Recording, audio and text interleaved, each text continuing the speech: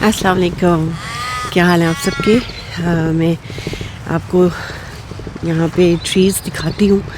آپ یہ دیکھیں، کچھ عرصہ پہلے میں نے ویڈیو شیئر کی تھی کہ یہ سارے ٹریز تھے جو بالکل ان کے پتے گر چکے تھے، اور اب یہاں پہ چونکہ آٹم کے بعد اب ظاہر ہے اسپرنگ آ چکا ہے، اور آہستہ آہستہ یہ جو فلاورز لگ رہے ہیں.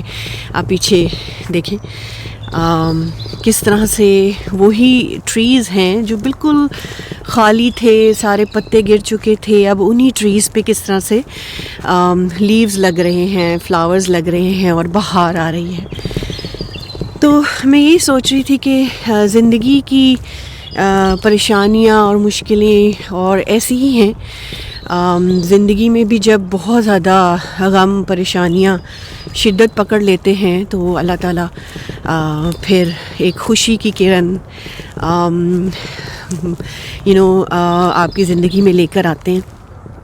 تو یہ جو ہمارے ارد گرد اللہ تعالیٰ نے یہ خوبصورت سی نیچر رکھی ہوئی ہے، یہ چیز ہمیں یہی بتاتی ہے کہ جس طرح سے خزاں ہمیشہ نہیں رہتی تو بہار بھی ہمیشہ نہیں رہتی. جس طرح سے دنیا کے غم پریشانیاں ہمیشہ نہیں رہتی تو پھر خوشیاں بھی ہمیشہ نہیں رہتی. تو یہاں کی ہر چیز عارضی ہے. جو ہمیشہ کی زندگی ہے وہ ہمیشہ کا سکون راحت تو ہے، وہ تو جنت میں ہی ملے گا. تو اس لیے انسان ہر فیز میں صبر و شکر کے ساتھ اپنی زندگی گزارے.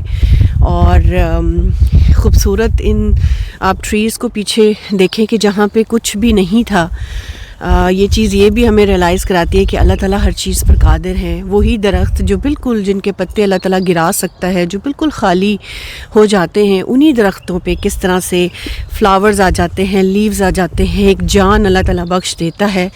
یہ صرف اللہ ہی کر سکتا ہے، انسان تو بالکل بھی نہیں کر سکتا. یہ کہ اللہ تعالیٰ نے ہمارے ارد گرد یہ سارا کچھ اسی لیے بنایا ہے کہ ہم اس پہ غور کریں اور اللہ تعالیٰ کو پہچانیں اور اپنی زندگی کی حقیقت کو سمجھیں کہ لائف کس لیے ہے. اور ایک چیز جو ہمیں یہ نیچر بتاتی ہے کہ زندگی کی مشکلیں، پریشانیاں، خوشیاں عارضی ہیں. انسان کو اپنی آخرت کی فکر کرنی چاہیے، اس کی تیاری کرنی چاہیے جہاں پہ اس نے ہمیشہ رہنا ہے. تو دنیا کے اگر کبھی ایسے فیز آتا ہے جس میں بہت غم پریشانیاں ہیں، اس سے بھی نہ گھبرائیں، اس میں صبر کریں. اور جب زندگی میں کبھی خوشیاں آتی ہیں اور اللہ تعالیٰ نعمتیں دیتے ہیں تو اس میں بھی انسان حد سے باہر نہ چلا جائے، اس میں بھی اللہ تعالیٰ سے جڑا رہے اور اللہ تعالیٰ کا شکر ادا کرتا رہے. کیونکہ ہر چیز انسان اس دنیا میں جو دیکھ رہا ہے وہ عارضی ہے. ایٹرنل لائف تو اس دنیا کے بعد ہی ہے.